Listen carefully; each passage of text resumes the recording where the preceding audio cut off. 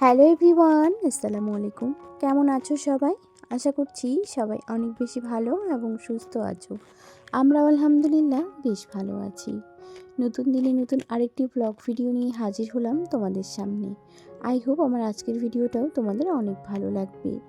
আজকে কিন্তু ভিডিওটি খুবই স্পেশাল, তো তোমরা সম্পূর্ণ ভিডিওটি দেখতে থাকো, আশা করি বুঝতে পারবে। সকালবেলা উঠে কিন্তু বাবুকে নিয়ে বাড়ির পিছনে চলে এসেছি ব্রাশ করতে।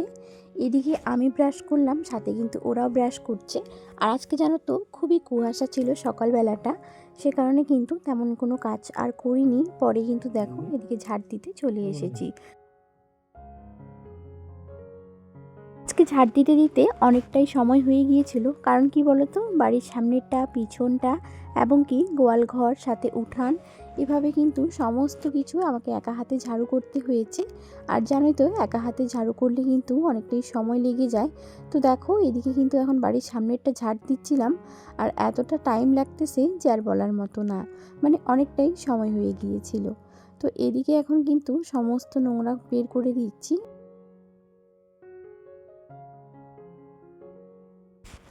ঝাড় দিয়ে কিন্তু সোজা চলে আসলাম ঘরে। ঘরে এসে প্রথমে আগে বিছানাটাকে ক্লিন করতে হবে। তো দেখতে পাচ্ছ এখানে কিন্তু দুইটার মতো কম্বল নিয়েছি, আর একটা কিন্তু সাইডেই থাকে বিছানার, সেটা কিন্তু আমরা এখন পর্যন্ত ব্যবহার করি না। একদিন একটু নিয়েছিলাম, ওই গরমের জন্য থাকাই যাচ্ছিল না, সে কারণে কিন্তু ওটাকে আর নেওয়া হয় না। তো এদিকে কিন্তু আমি এখানে কাজগুলো করছি, আর বাবুও কিন্তু আমার সঙ্গে সঙ্গে ঘুরছে। তো এদিকে দেখো, কোলবালিশের যে কভারটা ছিল, এই কভারটার একটা ফিতা দেওয়া ছিল, সেই ফিতাটা না বের হয়ে গেছে। তো আমি আপাতত ওভাবে কিন্তু উপর থেকে বেঁধে রাখলাম, আর এদিকে এখন বিছানাটাকে সুন্দর করে করে নিচ্ছি। আর জানো তো, এই চাদরটা দিলে একটা সমস্যা দেখা যায়। একটা দিক দিয়ে ভালো হয়, তবে একটা দিক দিয়ে সমস্যা দেখা যায়। চাদরটা না একটু লম্বাটা একটু হলেও ছোটো আছে, সে কারণে কিন্তু এদিকে টানলে ওইদিকে একটু কেমন কুচকিয়ে যায়, বা ওইদিকে টানলে এদিকে কুচকে যায়, এরকমটা আর কি। আর এদিকে কিন্তু চ্যাপ্টাটা ঠিকই আছে, চিকন মানে এদিকে একটু ঝুলে থাকে, ওইদিকেও ঝুলে থাকে। কিন্তু এই জিনিসটা খেয়াল করে দেখলে কিন্তু গোছানোর সময় অনেকটাই আমার সময় লেগে যায়। তো দেখো এদিকে কিন্তু বাবুর প্রথমে বালিশটা এখানে রাখলাম, তারপরে কেন জানি একটা ভালো লাগছে না বলি তারপরে ওই দিক থেকে সরিয়ে এদিকে দিলাম। আর শীতের দিনেই এত জামা কাপড় বের হয়, এত কম্বল নিতে হয়, শীতের দিনের কাজ হলে না একটু বেশি হয়ে যায়, দ্বিগুণ হয়ে যায়। শীতে তো ঠান্ডা এমনিতেই, আবার কিন্তু কাপড় চোপড় একটু বেশি বের হয় ধোয়ার জন্য।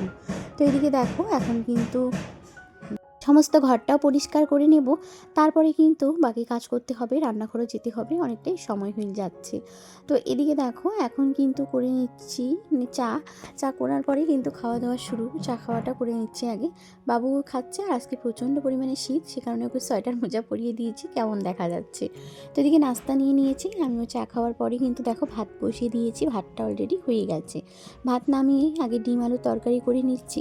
কারণ কি বলতো, 3টা বাটা মাছ আছে, 3টা বাটা মাছ দিয়ে কী এমন একটা হবে, তাই কিন্তু হাজব্যান্ড বলে তুমি ডিমও করে নাও তাহলে, আর ওটাও করে নিও।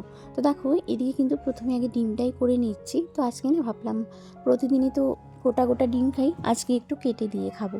3জন আছে, 3টা ডিম সেটা হয়ে যাবে, তবে কিন্তু একটু ভাইস্তাকে দিতে হবে, একজন আছে তো সে কারণেই আর কি, একটা ভাইস্তা আছে এখন বাড়িতে, আর 2জন তো নেই, সাগাই বাড়ি গেছে তোমরা জানো। তো এইদিকে এখন ডিমগুলোকে দিয়ে দিলাম ভাজার জন্য, আর লাল লাল করে ভেজে রান্না করব। এভাবে ডিমগুলো ভেজে রান্না করলে কিন্তু ভীষণই ভালো লাগে, ভীষণ টেস্টি লাগে খেতে। তো দেখো একদম মাছের পিস মতো হয়ে গেছে।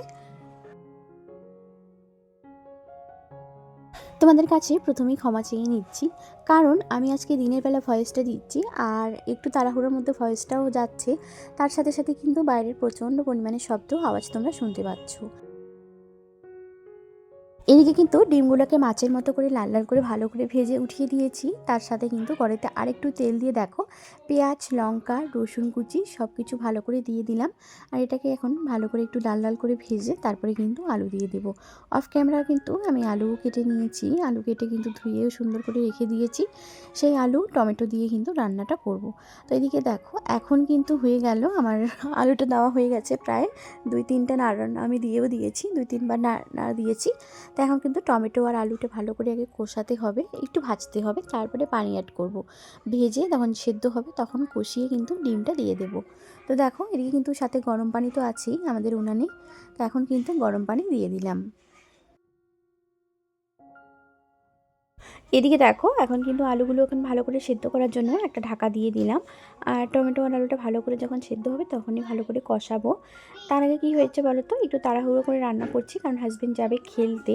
আর ওখান থেকে এসে কিন্তু আবার শাশুড়ি মাকে আনতে যাবে, সে কারণে কিন্তু একটু তাড়াতাড়ি করছি রান্নাটা। প্রথমে আগে হাজব্যান্ডকেই রান্নাটা করে দেবো, সেজন্য কিন্তু শর্টকাট করছি আর ভালো করে ভিডিও তো নিতে পারছি না।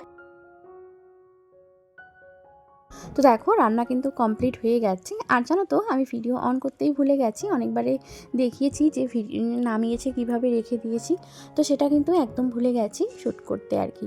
তো এদিকে হাজব্যান্ড আসলো, হাজব্যান্ডকে খেতে বললাম কিন্তু সে খেলোই না, কারণ তারও কিন্তু ডিমটা করে দিয়েছিলাম তবুও লেট হয়ে গেছে।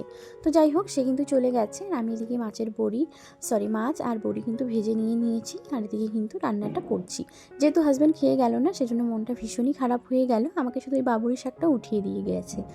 তো দেখতে পাচ্ছ এখন তাড়াহুড়ো করে রান্নাগুলো করে নিচ্ছি। আর আজকে জানো তো রাতের জন্য রান্না করব, সে কারণে আমাকে তো প্রতিদিন দিনে আবার রাতে দুটোই আলাদা আলাদা করে রান্না করতে হয়, শুধু রবিবার বাদ দিয়ে। কারণ রবিবার যে মাংস নিয়ে আসে মাংসটা কিন্তু আমি দিনেই রান্না করে রাখি, রাতেরও হয়ে যায়। আর বাদবাকি দিনগুলো কিন্তু আমাকে 2 বেলা রান্না করতে হয়। আজকে কিন্তু তেমন আর করব না, তাই ভাবছি কিন্তু মাছ দিয়ে এটা রান্না করব রাতের জন্য। দিনেও একটু খাবো, তবে রাতের জন্য বেশিটা। রান্নাবাড়ি সমস্ত কিছু করে আমি একটু খেয়ে নিয়েছিলাম। খেয়ে দিয়ে দেখো বাসন কোসন মেজে সব রেখে দিয়েছি আর চারিদিকে সুন্দর পরিষ্কার পরিপাটি করে নিয়েছি। তখনই কিন্তু আমাদের গরুটা বাচ্চা দেয়, সে কারণে কিন্তু আর কোনো ভিডিও শেয়ার করতে পারি না। আমাদের বাড়িতে নতুন অতিথি এসেছে, আমাদের গরুর বাচ্চা, তোমাদের সঙ্গে কালকের ভিডিওতে শেয়ার করব। আজকে আর কোনো রকম ভিডিও শেয়ার করিনি।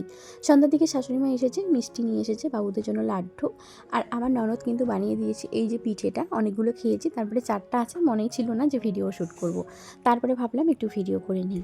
তো আজকের ভিডিওটা আমি এখানেই শেষ করছি। কালকে দেখাবো তোমাদেরকে আমাদের ছোট্ট সুন্দর একটা কাউ বেবিকে। আমার ছেলে তো পেয়ে ভীষণই খুশি, সেটা তোমাদের সঙ্গে শেয়ার করব। সবাই ভালো থেকো, সুস্থ থেকো, কমেন্টে জানাতে ভুলো না আজকের ভিডিওটা কেমন হয়েছে।